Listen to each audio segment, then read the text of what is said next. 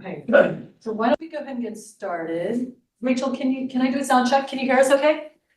Yep. Okay, awesome. Thank you. So, Zach, do you want to come up? I think we're doing it through here.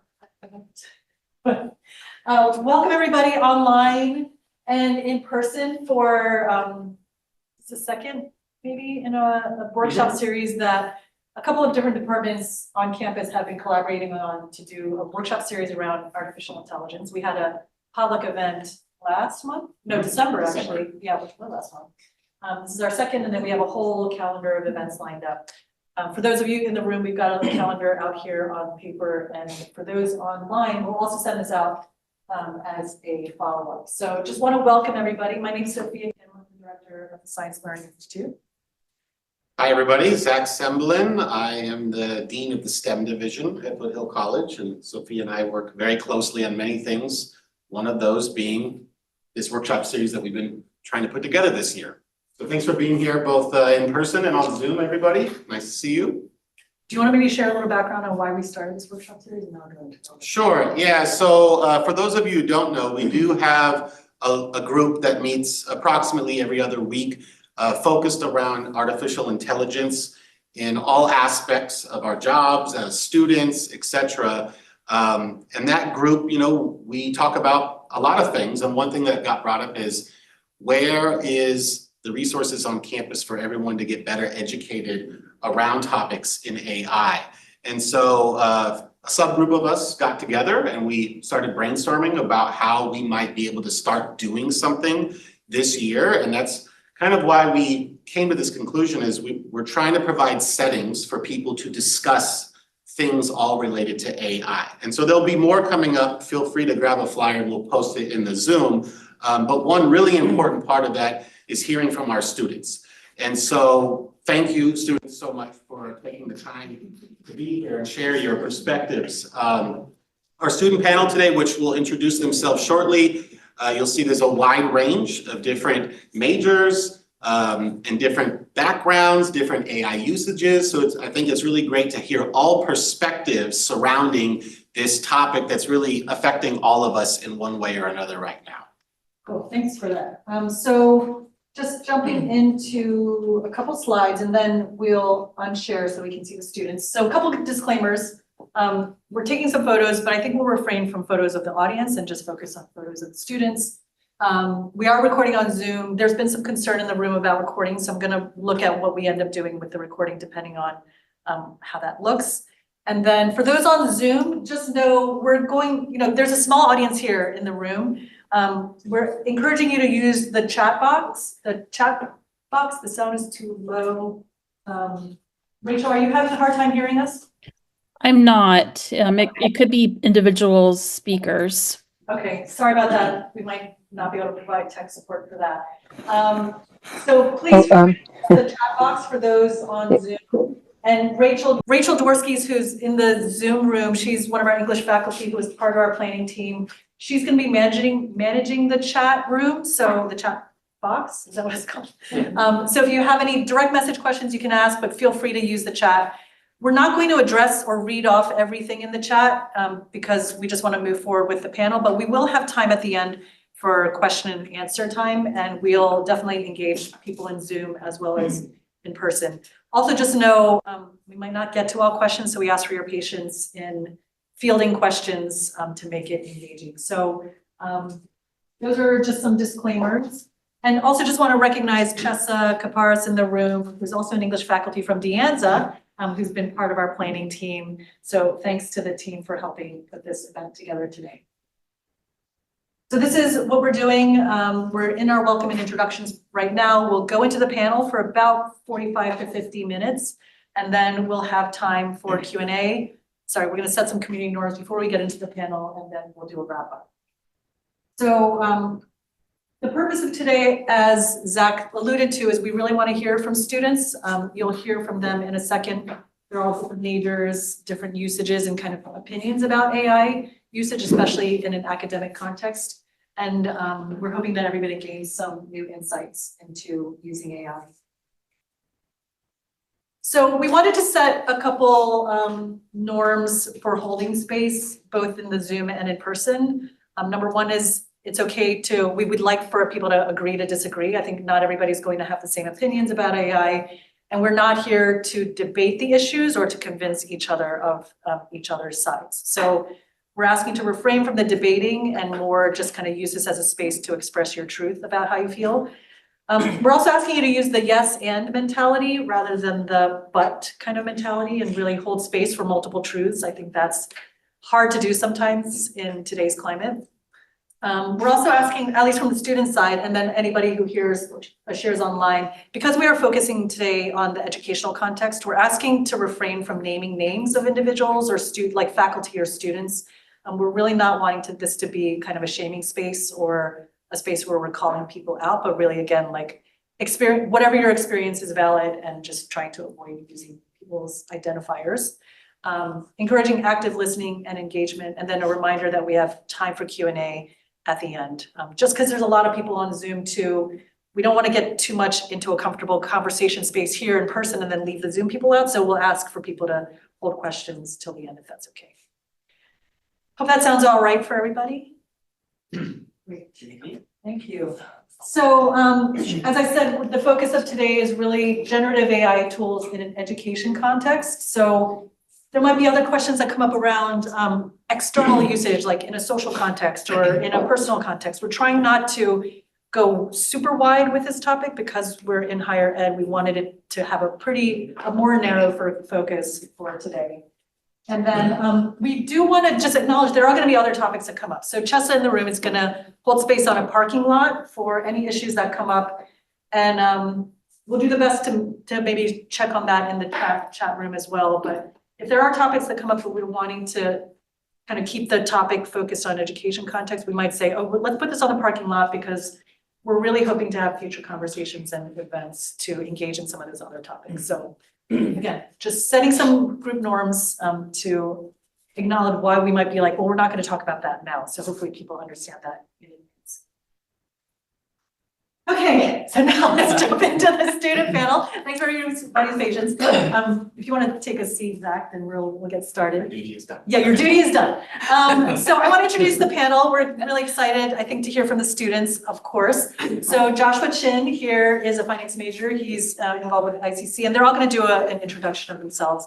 And then running down the line, we have Diego, Lan, Ido, Anaya, and Paulina, and you'll see the majors on the screen. So I'll leave that up for just a minute so you can see what their majors are. Just like I said, we really tried to get a cross-section of students from different departments and divisions across campus and not just say the STEM side, because that's the work that a lot of us do, but we wanted to make sure there was a broad representation. So how we're going to do today is Joshua is going to be our main moderator. Students were given some questions and we had a little bit of discussion about it in advance.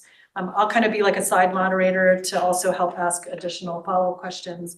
But we're not going to do a format where it's like one student answer every single question. We're really trying to have them engage with each other with the questions that we've asked. So I think with that, I think I'll pass it over to Josh. I'm going to stop my screen share. And Joshua, why don't you start off by introducing yourself? All right, good afternoon. Thank you so much to Sophia and Zach for getting this all set up for us. A little bit about myself. My name is Joshua Chin. I'm a second year here, go by he, him.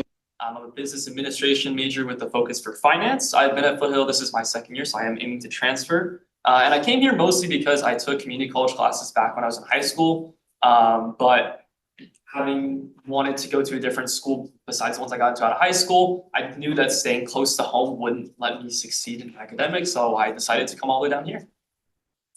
Hello everyone, thank you so much for inviting me. I'm a first year computer science student here at Foothill College.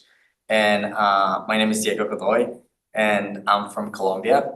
I wanted to share my experience here about AI, but I had a very good experience in this college, which is why I chose to start a career here, even though I was not sure at first. So that's part of my journey. And I also have some interesting stories of how this place has helped me a lot, even to find my passion, which is related to AI as well. So I'm really happy to be here. Hi everyone, my name is Lan. I'm second year English major. And The reason why I'm here at Foothill is because, so I moved here from Vietnam like in 2023. And then because I want to study English literature, so I attended community college as, an opportunity for me to kind of transfer here. My name's Vito. I'm a second year psychology student here. I actually chose Foothill because of the art classes here. I mean, it's a local school, but the classes that I wanted to take here were fantastic, especially ceramics. So thank you. Hi, everyone. My name is Anaya. I am a sociology major, and I chose Foothill because I came here shortly after high school, but I dropped. I had children, and now I'm back to just finish that up, and then we'll see if I transfer or not. She has no idea. Hi, I'm Paulina. I'm a math major, and this is my third year up here at Foothill. I was originally pursuing the radiologic technology program, which is this community college is closest to me, which has it. But then I switched majors, which I am happy about. And I've stuck here because I like the resources. There's plenty of them, and I love it. Right, thank you guys for sharing. Just to kind of, enter into the conversation, obviously, we're trying to keep it as much as we can to an educational setting. If we branch out a little bit, it's probably gonna happen. Try to tone it back down. But honestly, just, feel free to pop in and just talk about sort of your guys' usage of AI in educational settings, whether you guys like it, don't like it, and we'll start with that first. Whoever wants to go. Go first. So I'm 100% in favor of using AI tools right now. I especially believe this is going to be a revolution that's going to affect every single industry. So I really think everyone should adapt to it instead of just trying to forbid or trying to, make people ignore it, because this is a reality. And as much as it was in the previous years, calculators or other tools, maybe even computers with software or the internet, I think this is something that is really huge right now and is similar to those. So we really need to know how to use it properly. And that's my feeling about AI tools. I agree with Diego. It's something we need to adapt to, and especially in education, we've had these, the calculator, the internet, we've had, Wikipedia, Right. all spell checker. Every time something new comes out, we need to adjust our education system around it. So I agree, we need to adapt. I also agree with you, like, I feel ambivalent in terms of AI because as an English major then studied within the humanity field, it's kind of scary to think about like how AI can do a level of critical thinking and literally analysis like, human beings can.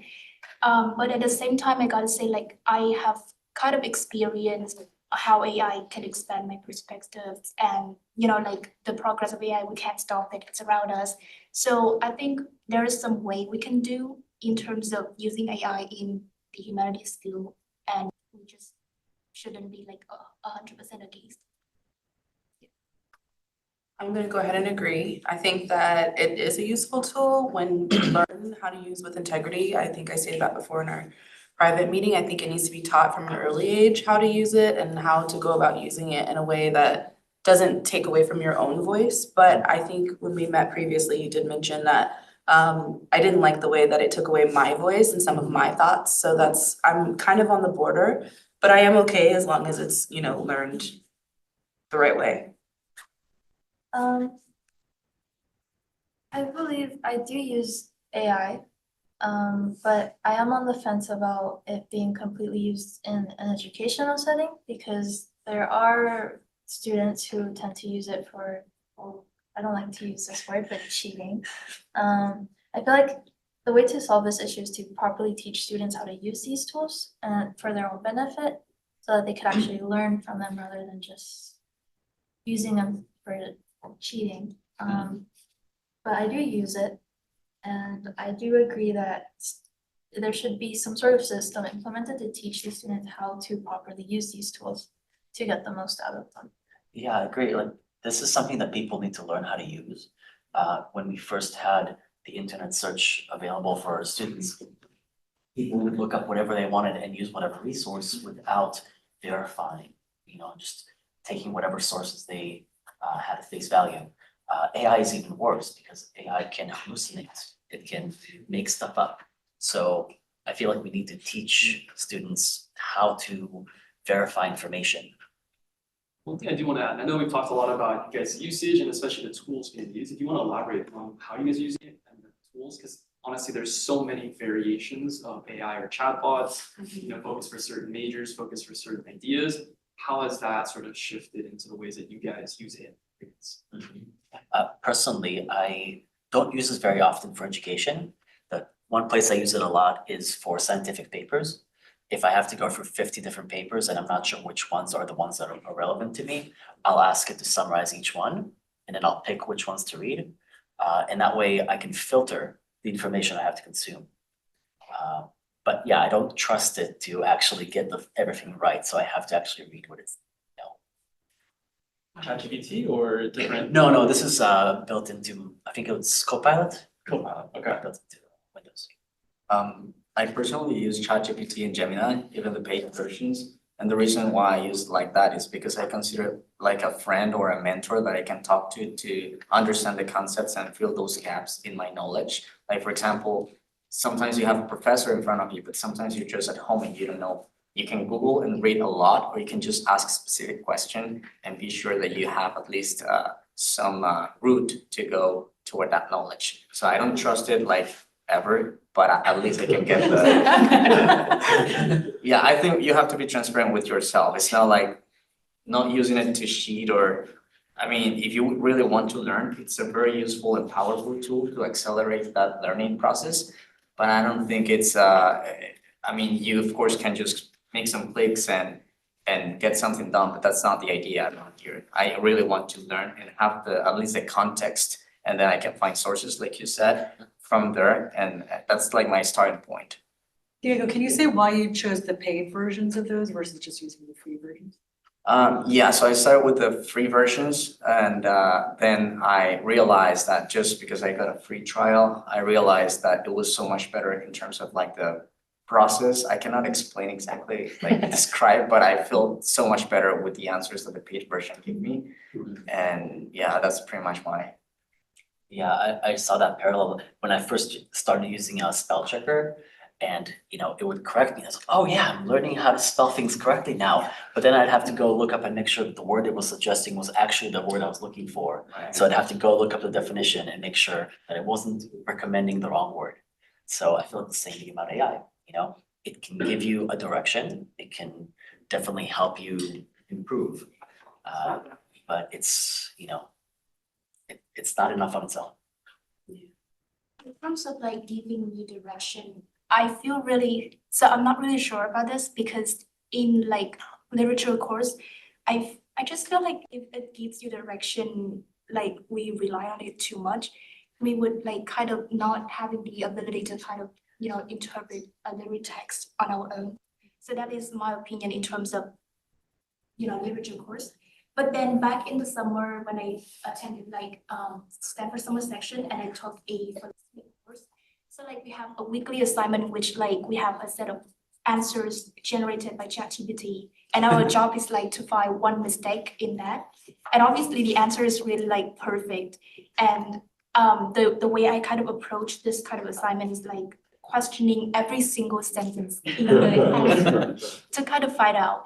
And from then I just realized how to use AI somehow in that philosophy course. So kind of like, it gives you like the potential of answers, even though many times because I use like the free version. So it's really silly. Like ChatGPT is really contradictory. Like it gives you this answer, and then when I ask like, wait, is it true? And then I give my reason, and then you say, oh no, you're right. But yeah. But then like reading its answers kind of give me the way, like the potential of thinking about a very abstract thing in terms of Greek philosophy.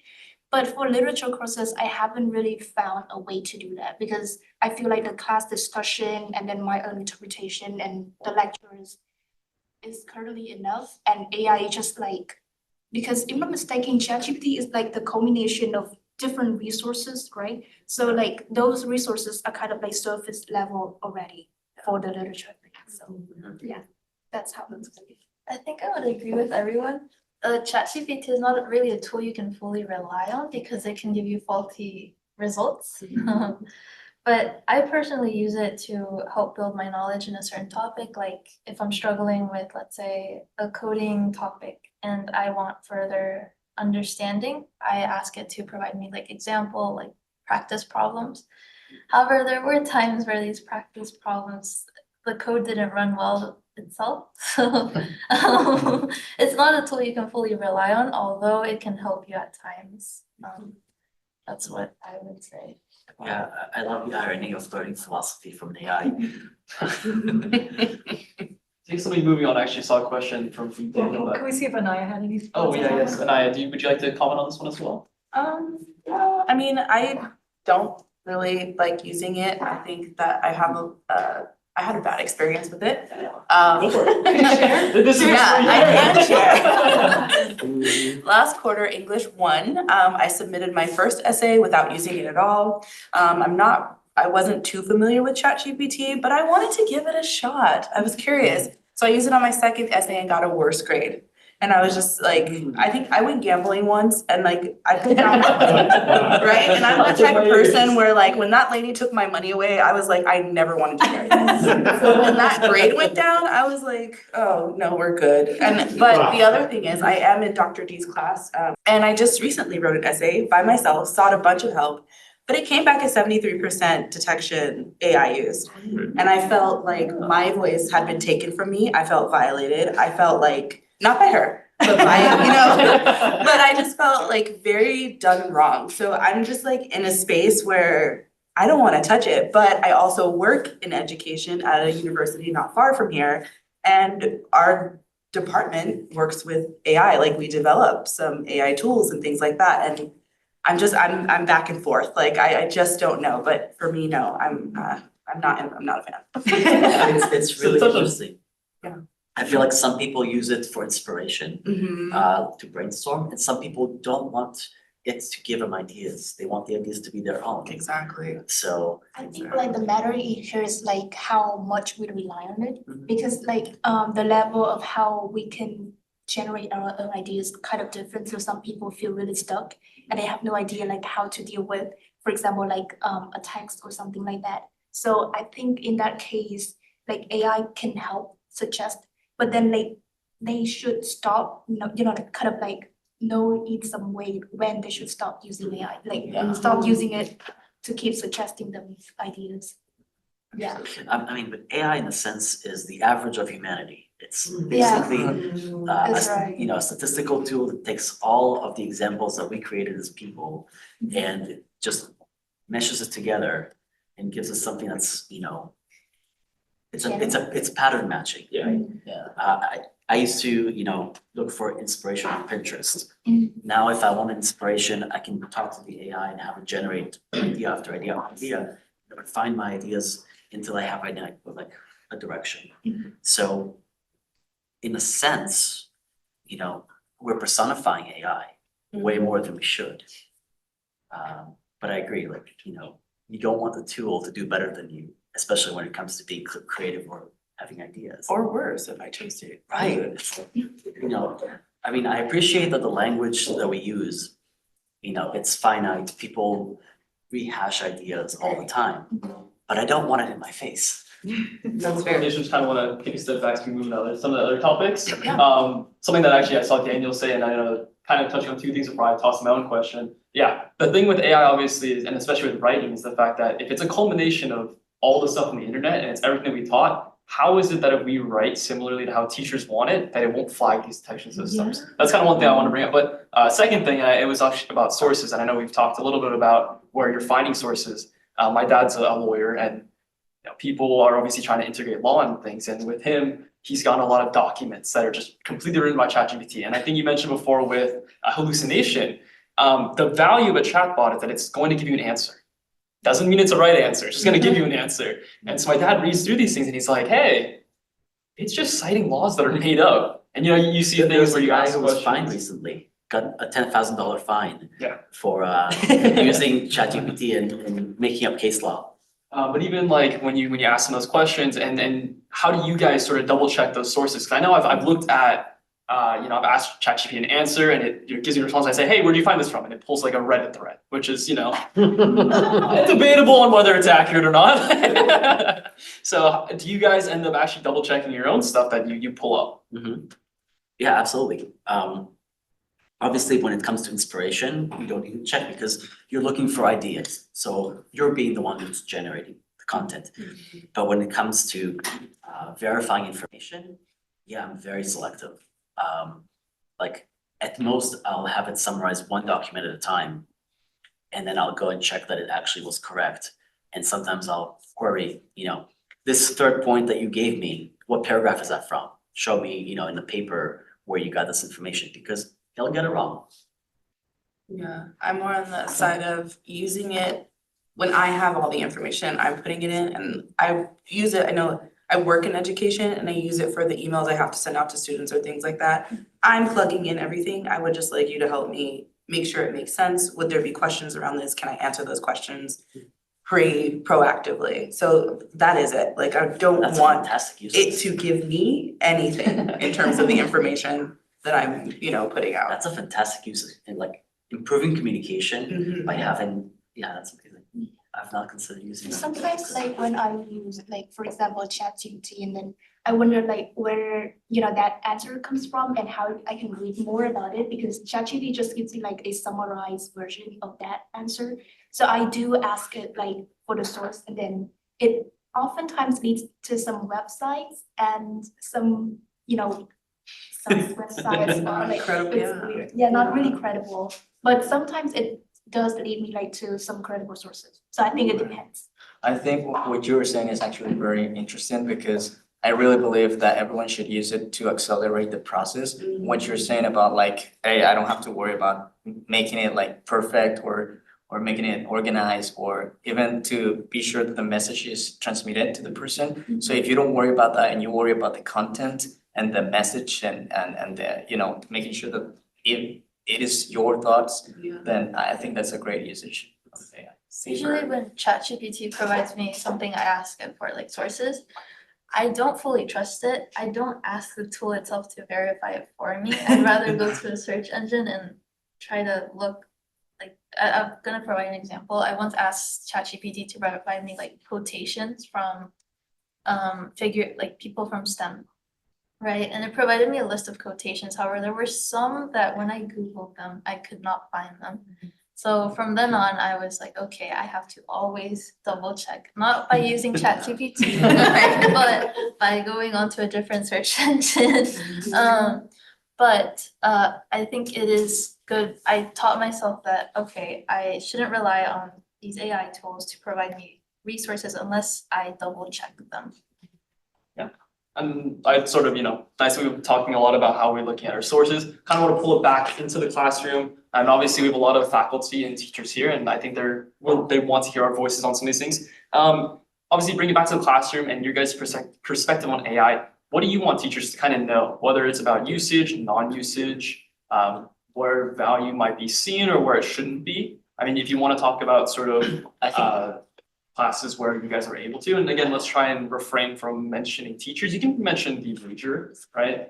But let's, kind of bring it back to that. I mean, I think that ultimately we want education to reflect the rest of the world. So you want your work in the classroom to reflect how you would later work in the industry or, for the rest of your life. Now, obviously, if you're learning the basics, you want to do the work yourself. But and whenever you submit work, it needs to be your work. But you have to also recognize that, out there in the industry, a lot of people use AI to streamline their processes. So, where you draw that line is going to be very flexible depending on the classroom, depending on what's being taught.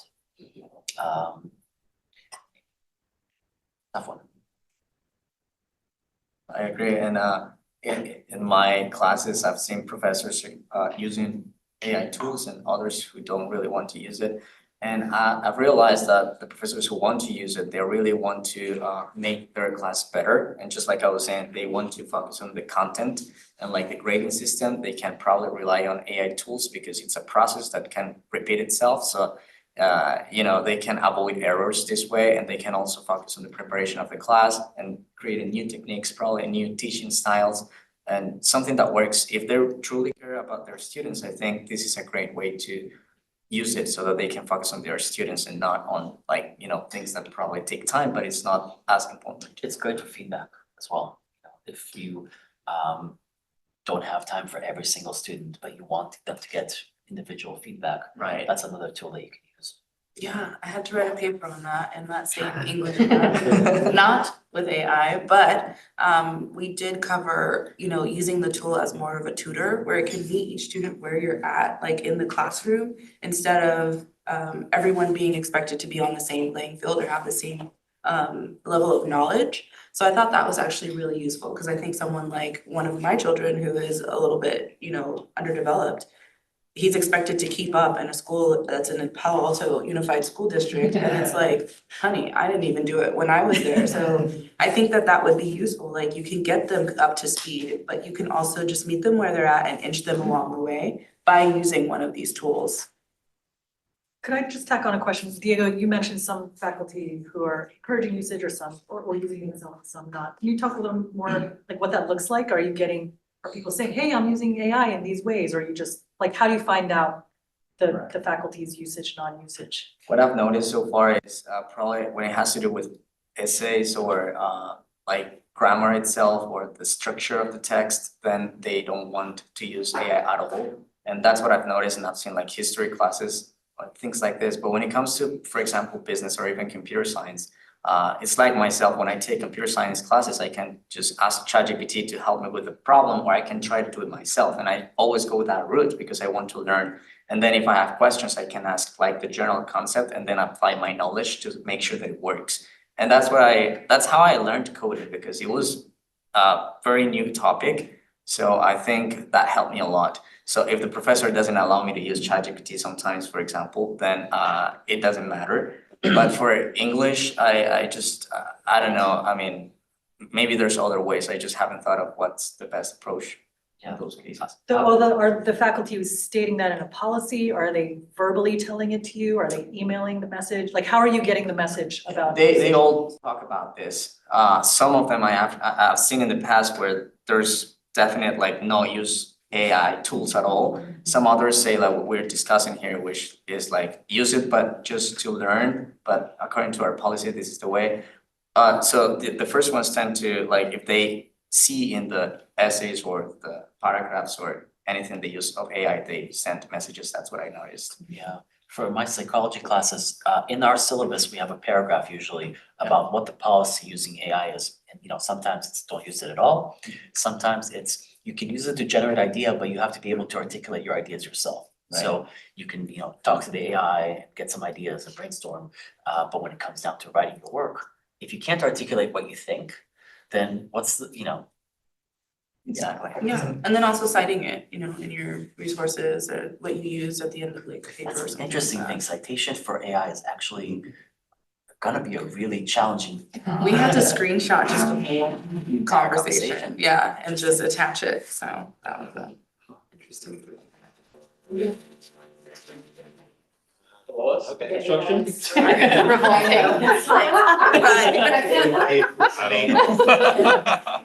People online can hear it too. It's not Yeah, here. there's some drilling or something. And it's One no one thing- in the room. That I do want to touch on, and this is kind of where I've seen the distinction. I don't know if you guys can give your touch on it. And for me, I think it comes back down to the fact that AI is a good barrier, like entry level tool. It helps with giving out the basics, doesn't really help you with stuff that's advanced. But I usually see where, and I think Diego said it before, you have kind of like your STEM classes where they'll shift looking into things like that, whereas your humanities tend to STEM away. My opinion is that STEM is very rigid and structural, where everything is repetition. Whereas with things like humanities classes, where it's focused on your analysis and your personal thinking, and as well as your own creativity. And I think you mentioned before with your own papers, AI sort of robs you of that. And that's why, like, I think that that's why there's that clear distinction. Is that what you guys kind of see? I don't think there's a distinction. I think that even when you're a programmer, you want your ideas to be yours, Yes. right? You Yeah. want your work to be yours.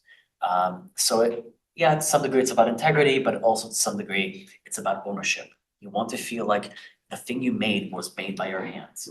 And so I feel like for a lot of people in whatever major, they might feel that they want to own their work and not use AI because of that.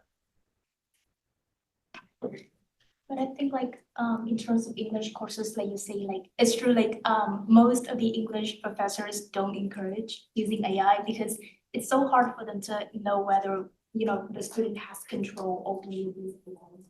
Like whether they use it like, you know, for the whole essay, taking their own voice or just a suggestion.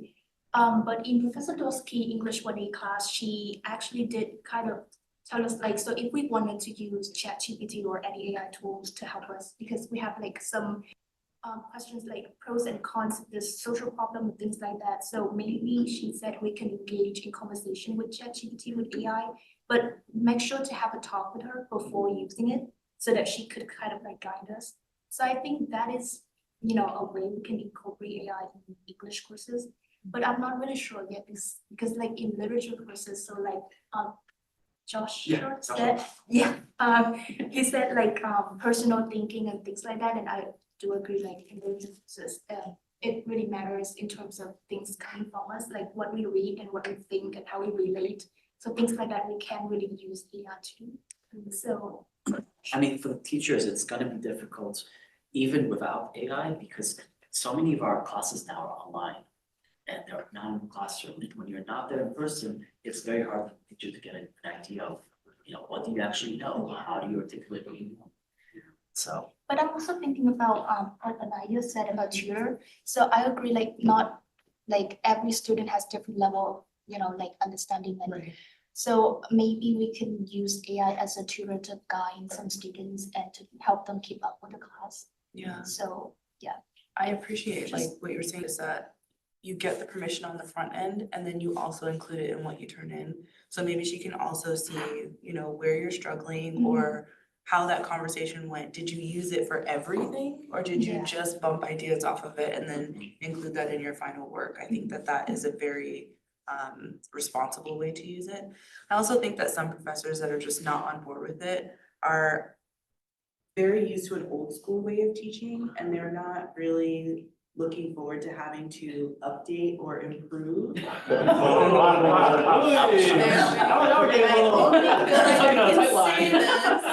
You wanna beat me outside? No, I'm just kidding. Because I had to do extensive research on this in English 1A for that purpose, and you could just hear those who were kind of like, absolutely not, don't touch it, never will. But it's like you were saying, this is the direction that we're headed, so you've kind of got to jump on board. Otherwise, I think you're almost doing your students a disservice. I Yeah, believe there's like a agree, yeah. great distinction between, it doesn't apply to everyone, but I believe there's a great distinction between STEM professors who slightly encourage its usage and other professors who are slightly against it. At least that's something I've noticed. When I attended an event about, well, it was during fall quarter, I was talking to some CS professors and they were asking me about AI usage, which is like the same discussion we're having right now. And they were asking, what can we do to help students with using AI and how can we, what would be the word? Accommodate, because AI is the tool that's growing so much in educational settings. We want to sort of work around it. Yeah, integrate. And I brought up that professors should include at least some resources into their modules or just links to articles teaching students that, hey, these are the resources you could use to learn how to use these tools properly. And we had that discussion and they seem to sort of agree with it in a way. But I did want to bring that up a bit, not to shade anyone. No, it's perfect. No. It goes directly to the next, unless you have one more thing you want to add. I guess one more comment about Alright, the alright. instructors. It is a lot of work to basically create new curriculum that the AI wouldn't be overwhelmingly useful for. And you can do it, right? Like, if the questions themselves take longer to explain to the AI than to just answer them, then eventually the students are gonna be like, I understand this stuff well enough. If, you know, if the student has to explain to the AI every little detail, he's gonna understand everything. Because, you know, he may have gone about it in the roundabout way, but he's at least demonstrated competence by telling the AI what he wants. So yeah, it's gonna be very difficult for instructors to create a curriculum where one way or another, the student's gonna come out of it knowing the material. Can we just ask the panelists to speak up a little bit more, Lan, especially like Rachel said she had a hard time hearing me. So everybody just speak up a little, remembering there's like Yeah. the microphone's up there. All right, I guess I'll talk louder. But it sort of ties into the next topic where honestly, I want to talk about the integration of AI into education. How do you guys feel about it? I know that some teachers have asked about prompting, right? Obviously, if you ask ChatGPT with a very basic question, it will give you a very basic answer. As you sort of enhance the prompts or keep asking questions, you can sort of dial into the answer you're looking for. So how do you guys feel about, integration of AI into education? How do you think it will really affect it? I mean, we've seen things like calculators, which, originally people didn't like because it, cut out the ability or the desire to, the process to sort of, think it through, but you've seen sort of these tools integrated into society on a large scale. Yeah, and people started thinking at a higher level because now that you have computers doing the, small details for you, there's a level of abstraction here. So Oh, you're. I was just commenting. Oh, No, go ahead. I believe that some people make your change, but I feel like AI is something that we eventually do have to come to adapt around because it is a tool that many students are coming to use, even some professors are starting to use.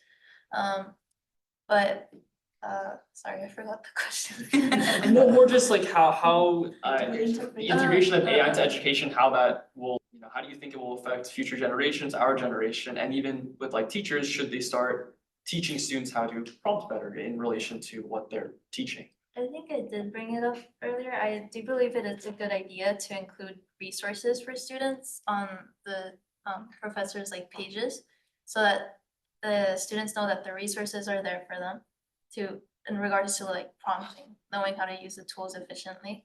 The resources are there for them. Some students will choose to use it, but as long as it's there, I believe it's a good idea to integrate just something to help students out in a way.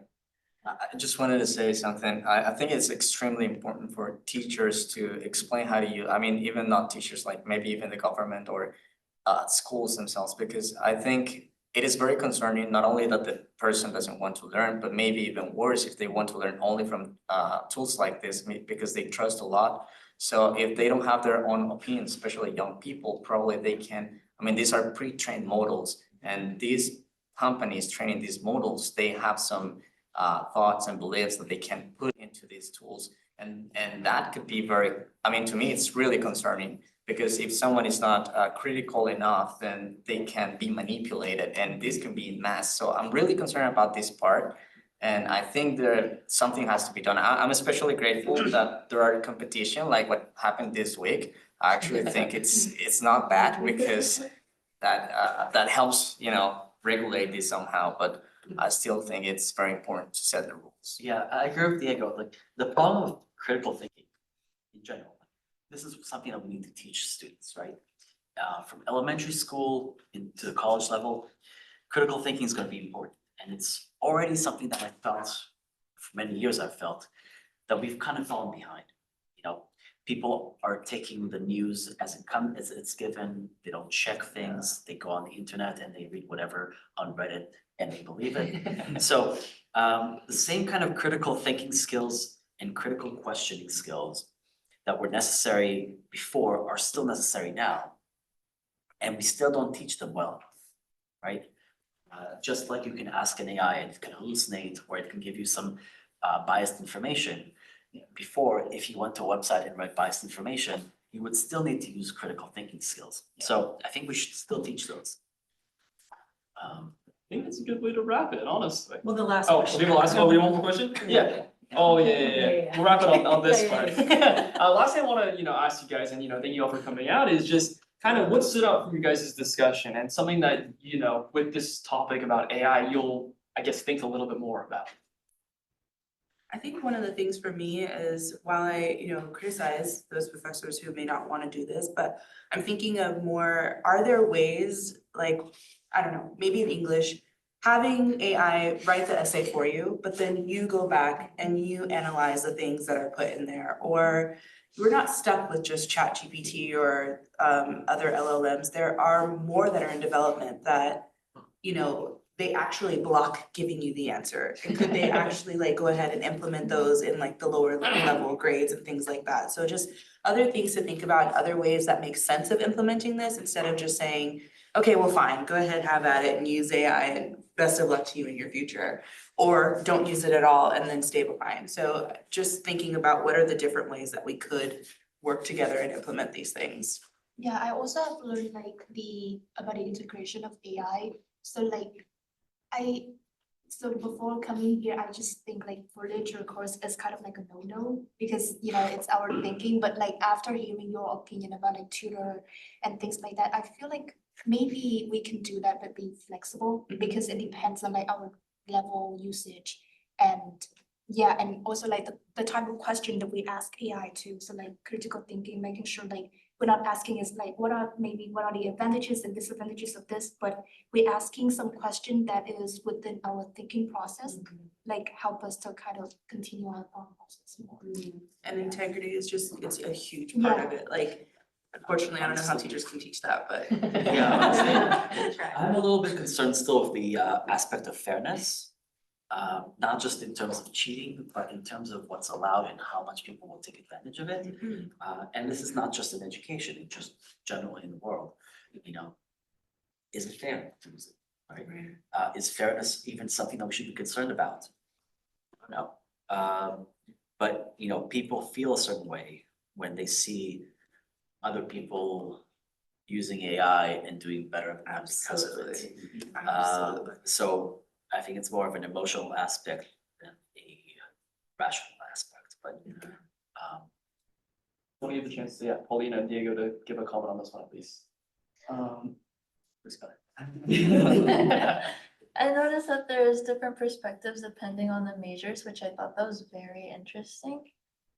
Usually the ones more on the STEM majors have like, I wouldn't say positive experiences with it, but the ones that are non-STEM majors have negative experiences with it, and I understand why. With tools such as, well, this wasn't the case for everyone, with like AI checking tools, inaccuracies can come up and it instills this fear of using AI even for help. And with English writing, like essays and stuff, even if you wrote the essay fully yourself, sometimes AI detection could be faulty. And it's scary as a student. And I just thought that was interesting, depending on the major, it's just different fear levels of it. I think it's really interesting to understand the perspectives of my fellow students here.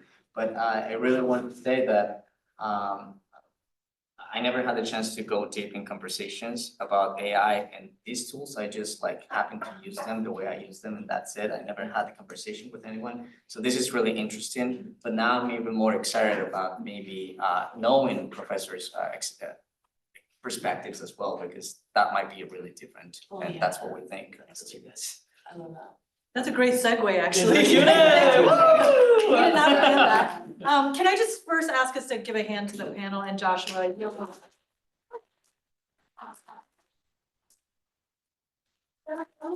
Fascinating. I mean, I think we could all sit here and I think this is exactly why we wanted to do this event and want to do more is exactly what you said. Like, I think we're in our own worlds of using these tools or not using these tools or having our opinions. And how often are you getting to talk with people where you're not just shooting each other down to be AI, not AI, right? It's more than just AI, not AI. There's so much embedded in that thank you all so much for just engaging. It was awesome.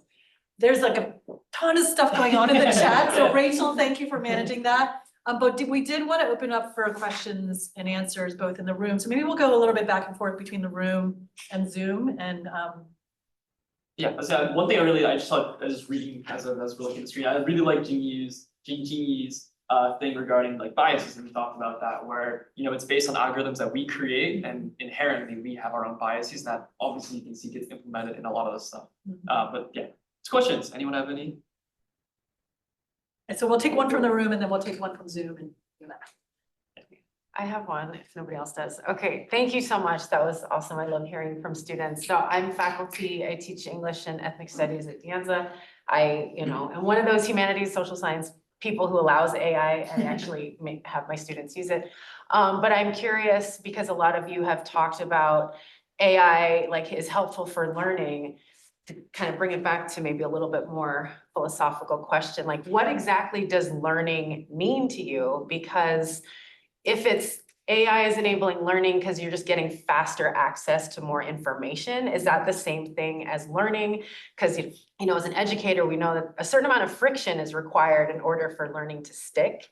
So I'm curious, like, what does learning mean in this new context? And also, like, as you're moving through education and careers, like, in the future, like, would you want to be treated by like medical professionals or be consulted by legal professionals who have learned by getting most of their information through like interacting with ChatGPT, like those kinds of things versus like, you know, the way they've been like trained now, so. Oh, that's a scary thought. Well, that's I mean, fine. it depends.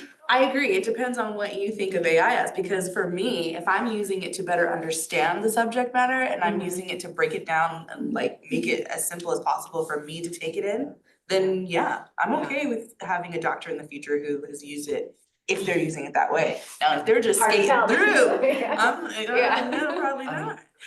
From my perspective, when you teach people, there's maybe multiple levels, but I want to break it down into like knowing the information, understanding, and being able to problem solve it. So if your classroom is just teaching facts and people are going on ChatGPT to ask them, you know, what is the fact that I need to like write down in the answer sheet, then no, they're not really gonna learn.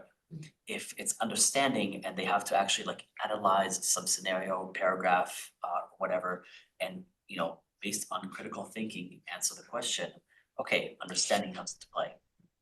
Problem solving, you know, when they have to design something, when they have to work with the information they've learned and create something, at that point, the AI can't do it for them.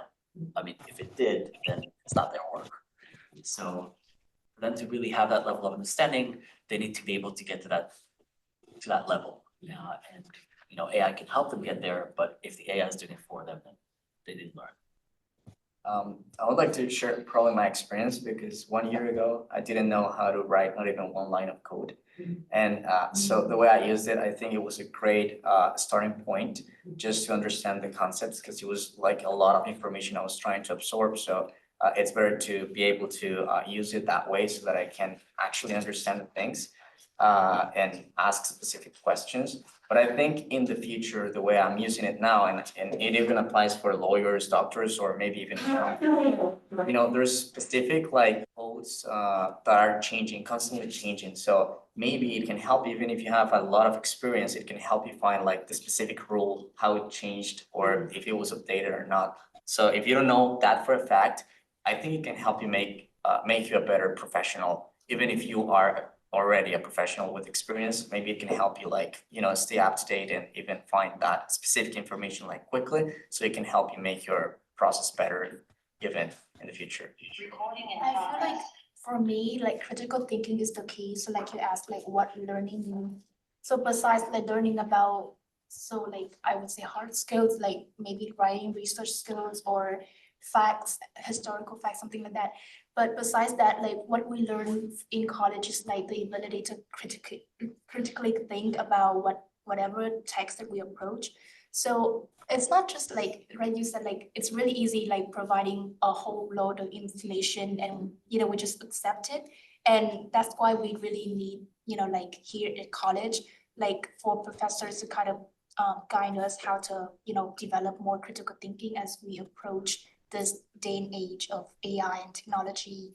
How can we like, you know, just not be tempted to accept everything that we see and read and then be able to kind of like analyze it or question the credibility of it and, you know, just like question it constantly because, you know, like news these days online, we can't be just. Yeah, understanding how when you just go along with it and don't question it, you're actually using it to your own detriment instead of actually learning the critical thinking process or to question what you're taught. I actually agree a lot with what Lan said, like, it depends on how much you question it. You have to question it, you can't rely on it fully. That's what I mean, I really like what you said. It's such an interesting observation that as we go into the age of information, information becomes less and less reliable, less and less trustworthy, instead of the other way around. I do wanna just kind of wrap it up and move into, having some of the other people in the chat ask questions, but one thing I did wanna just touch on, something I saw from other teachers do, typically I've seen it for humanities classes, is doing almost like a reverse thing of AI. And as a class, you either do a math problem or write out an essay with AI and then have your students or you guys critique it and find out, hey, understanding that AI is good as a tool, it's kind of like a fork, right? It doesn't solve everything, but it helps you do a little bit more, right? It's an extension of your hand in some way. So utilizing AI and treating it as a tool versus a end-all be-all solution is something that as teachers can really show that aspect of the class, I think will help shift and change the way that students go to AI for help. But yeah. So Rachel, I know there's a lot of questions in the chat, and as I kind of explained before, we're not gonna be able to get to every single question, so I'm sorry. This is, we do the best we can in a hybrid format. So Rachel, do you mind maybe, is there a way to collapse a couple questions into one question before we go back to the room? Yeah, and I know that a couple people have their hands up and they want to ask directly. Just because we have so many people in the chat, we're just trying to manage the questions in writing. So if you could just type them into the chat, and I'll do my best to kind of synthesize and get some responses from the panelists.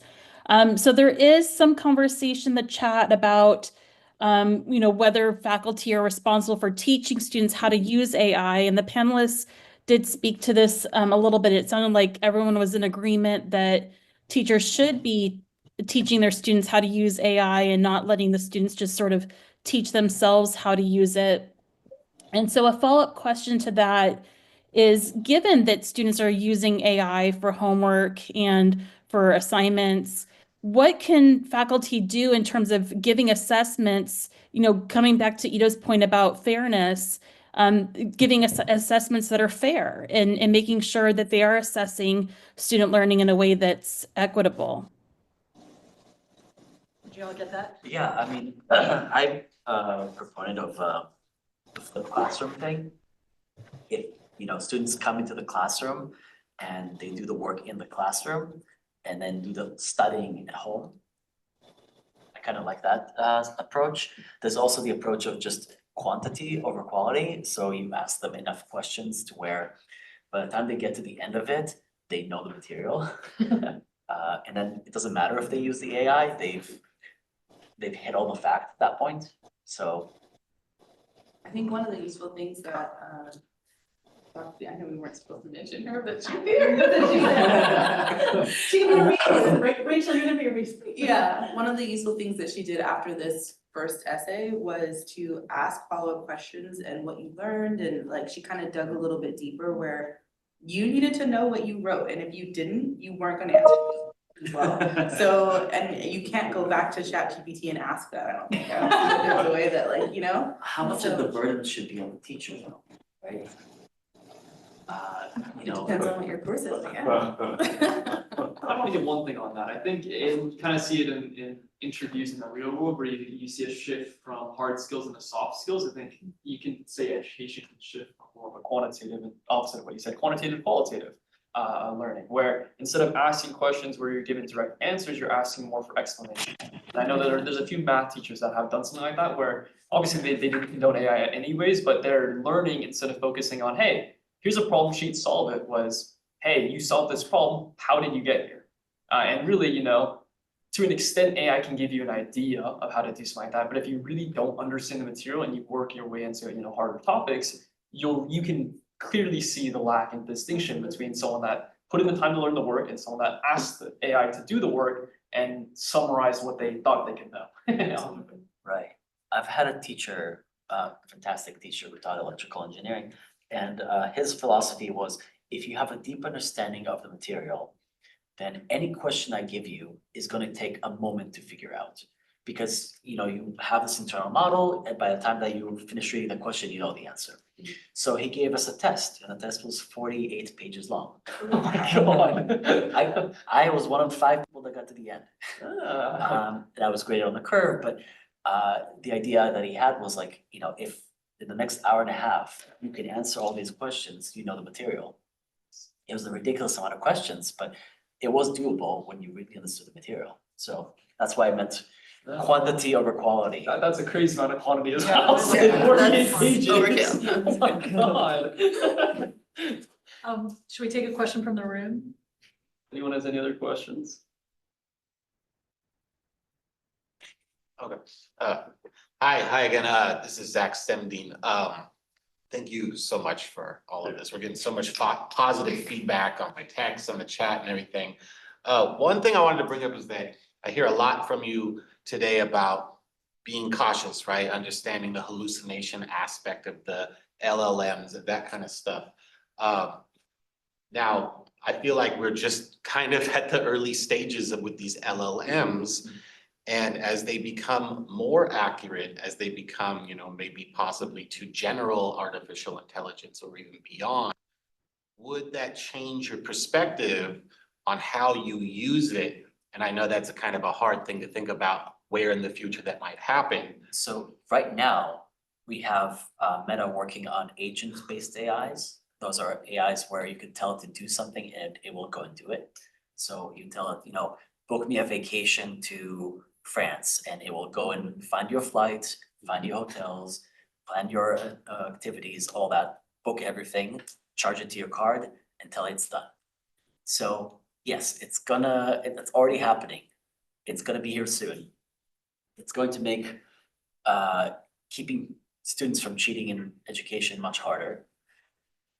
But I liked your idea of having AI dedicated for education. I feel like that might be a direction we could go. At the end of the day, though, we might have to just realize that, you know, if students cheat themselves, you know, eventually it's gonna catch up to them. Yeah. One thing I want to chat, I know that it's kind of the parking lot thing, that's kind of like that ethical realm. One thing I did see, and again, I don't know how far in development it is, I believe, and this is when Apple announced their Apple Intelligence with the iPads. When Khan Academy talked about the integration of AI, and I think it was, I don't know. Huh? I don't fully remember what it was. But sort of where, you're hoping that as we develop AI and it achieves, you know, a better and more accurate understanding of information, that the laws and the ethics sort of hopefully rounded out. But we're something with like, that's the hope, right? But even with like education where it sort of limits your steps, and I think that I think it was Naya that brought it up, where, you know, it restricts something like that, where I think they had it in the Khan Academy demonstration where it was, you know, him asking his kid, hey, how do you do this? And he would say, well, what's your next step? And then, you know, the kid would have to explain the step before he said, okay, you're on the right track. This is what it should kind of look like. And it would restrict each step, kind of like, I don't know if you guys know it from before, like Mathway or Symbol. Like Socratic method. Yeah, where instead of it just dumping the answer, it actually takes you step by step. And you're hoping that as it understands stuff better, that's the eventual goal and not just a brain dump, I mean, you could take that a step further and have the AI monitor the student full time and keep track of what they know and don't know. It's like, hey, pop quiz time. You haven't read your homework, so let's do a pop quiz. Let's throw back to the Zoom. Rachel, anything you'd wanna pull out from questions over there?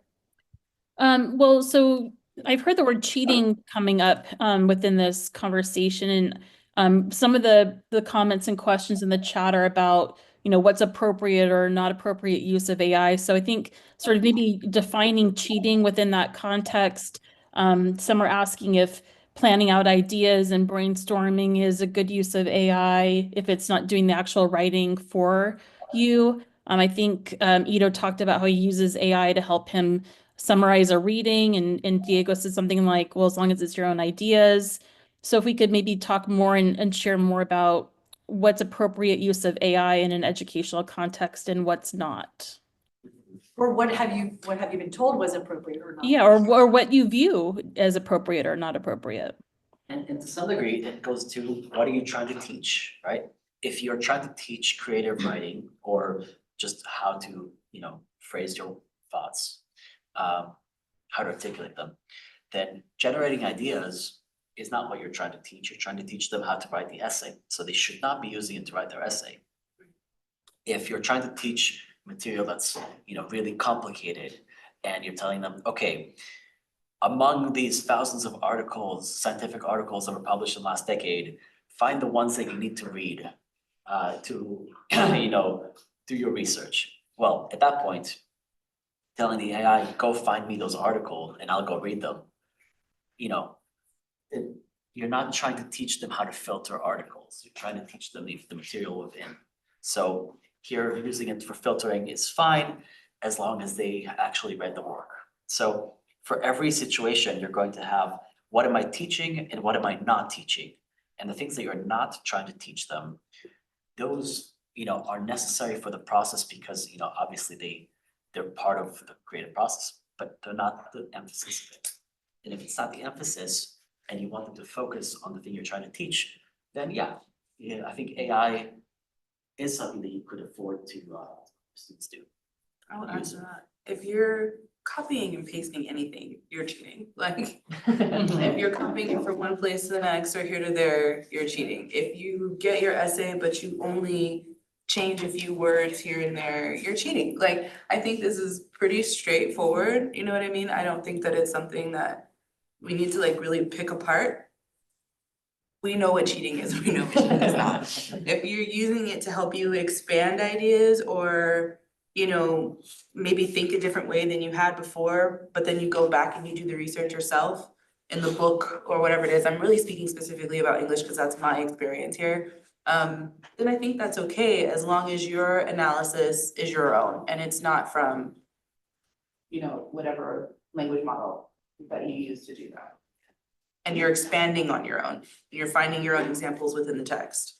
I think my summarization, at least from what I've heard, is that cheating in of itself is an impairment of learning. If it replaces the way that someone may learn, then obviously that's cheating. If you're using it as a tool to, aid you in some aspect, if it's to help, like, I'll be honest here. While writing my Berkeley essay, I wrote the word count was 350 words. I was obviously, like most essays, brain dumping, and I wrote a huge thing. I think I was at like 700-ish. So I tossed it and say, hey, can you condense it? And then I noticed and I looked at it and said, hey, this paragraph, it did condense it, didn't give me what I wanted to. So I would pull maybe a section here saying, oh, okay, this is a cool way of shortening the sentence, right? So in that sense, the words that I put in were mine.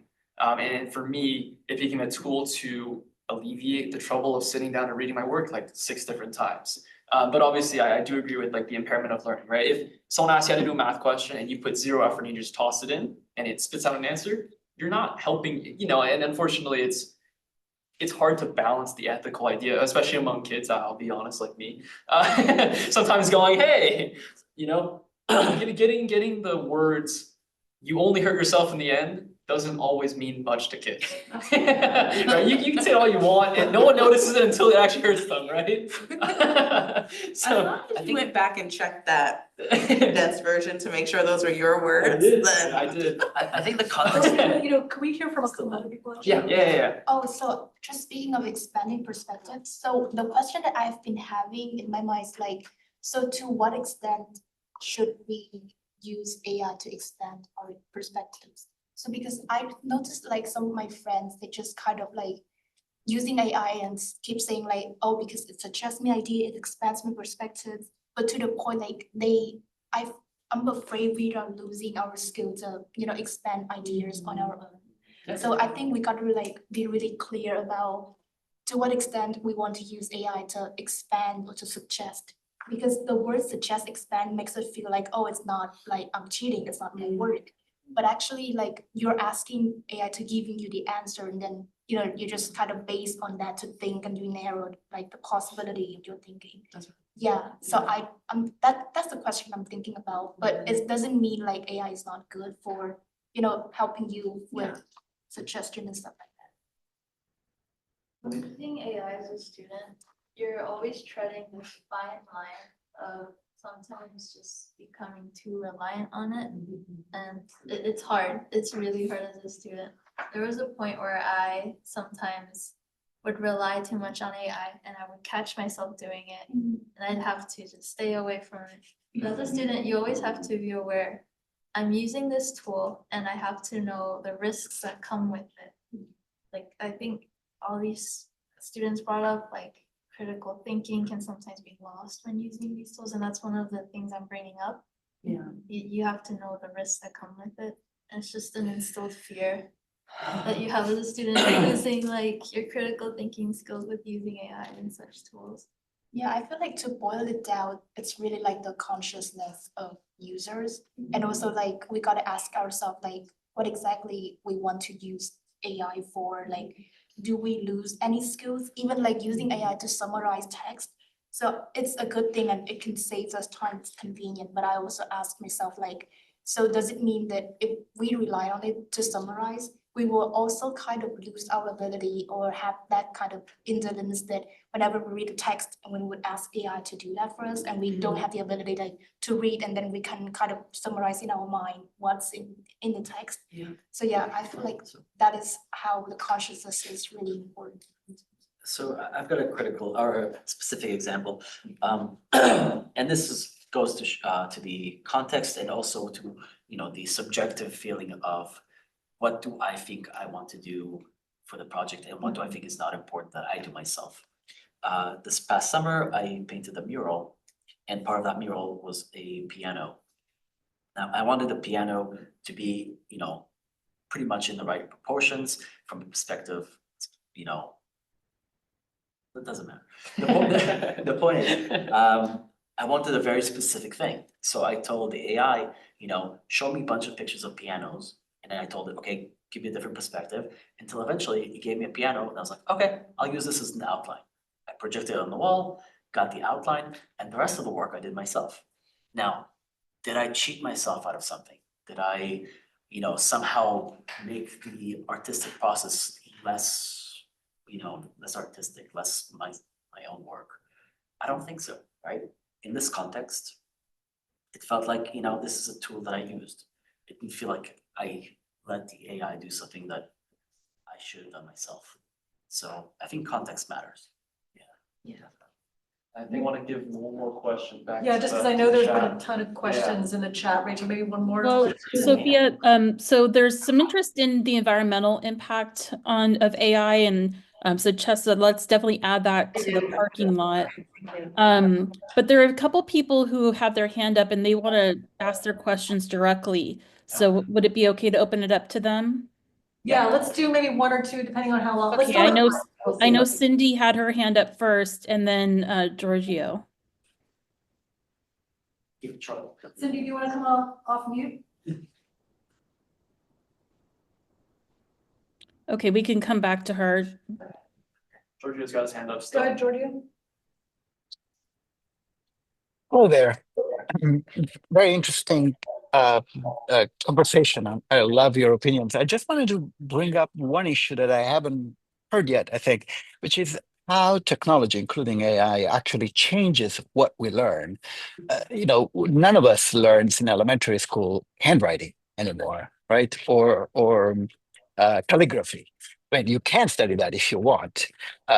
So one interesting thing is that when we consider that we are cheating by using AI to do something that it does very well, it might indicate that in the very near future, that thing that you do with AI might not be something that we require anymore in education, simply because it's obsolete or it's not really useful anymore if a machine can do it even better than a human. So I guess that also changes what we as educators expect from students and what perhaps the students would want to reach for themselves. As I think a few of the panelists had raised the issue that you can do now harder things. It's not just writing a little essay or on reading a paper, but screening hundreds of papers and decide, to put together a much more ambitious project that perhaps only last year would be only allowed or would only be possible for a PhD student or maybe a postdoc. And now an undergrad might be able to do it. So I wanted perhaps to get a little bit your idea of not just what AI can help you do right now, but what it could help uh, implement in just a few years that might seem unimaginable. So I'll stop it there. I love the question because it goes to the conversation about technology in general. Take architecture, right? It used to be that as an architect, you'd have to be really good at drawing schematics, and you'd take classes at how to, draw beautiful, legible schematics on paper. Now it's all done digitally. Soon we're going to have AI be able to even make corrections for your architecture sketch. But you have to remember that, even before, people used to draw circles by hand before they had the tools for it. So technology is always going to push us forward, and we're always going to specialize in the things that we don't need we can't do with the technology we have, right? So if the technology is now letting us do X, we as people will do X plus 1. Maybe just some last thoughts, because I think this will probably be our last question. I think a nice thing to elaborate on what Ido said, and this is sort of how I feel about AI in a nutshell, and kind of relating back to the tool thing, is that AI helps raise the barrier to entry, but also raises sort of like the skill expression or the skill gap between the top and the bottom. And I guess that's where the ethical concern is if you raise that barrier to entry, do you cut out the necessary skills that you want to develop before you head into those higher areas? Whereas, AI can be used as a tool for people that are very versed in their categories or their fields. It, skyrockets the potential. But it can also cut out the ability for people that are getting into it from really learning the basics. And that's, I guess, sort of the whole ethical thing. Kind of to. As in the basics. Yeah. Let's just give everybody else a little Just bit more pop, room. everyone Sorry. answer, everyone give an answer. Just let everybody get a last word. Yeah. Anybody else? I think you summarized it really well. Yeah. Do we have another question? Okay. No, I think we're actually at time. Yeah, I think that's pretty much it. So let's just give the panel a hand again. Sophia, could you remind, just for some people that came late on Zoom, what you told everyone about the recording for this? Yeah, I think, well, let me just wrap up a couple of final slides, and as part of that, I'll talk about the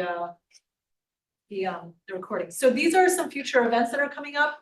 If you want, this is a screen, a QR code for the website, the ETI events website. So our next event is coming up in February, and then we have a couple more this winter, and then a couple in the spring as well.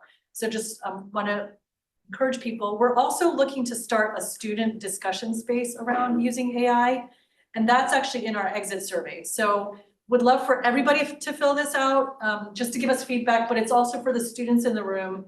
We're asking for your participation if you're interested in participating in a discussion space for students, potentially in collaboration with a few staff and faculty, but really, again, like Diego mentioned, having more of those spaces for people to engage in these discussions. The AI learning community also happens every other week or so. If you're interested, that's become more of a staff faculty space though. And so if people are wanting to engage in more of these topics, please reach out to Zach Semblin. His email is semblinzachary@hga.edu. I can't write it in chat. So if you signed on to the Zoom, I'm assuming you did because you RSVP'd for the event, and we'll be sending out follow-ups to everybody who RSVP'd. Rachel, feel free to just put my email in the chat if anybody wants to follow up with me directly about getting access to the recording once we figure out what we're going to do publicly. But I think on that note, we're pretty much at time. Just want to thank everybody in the room for being here. Thank everybody on Zoom for being here. Thank you, Rachel, for managing the chat, which I know is really and that should be it for today. Thank you all so much. One wonderful round of applause to Zach and Sophia for setting this.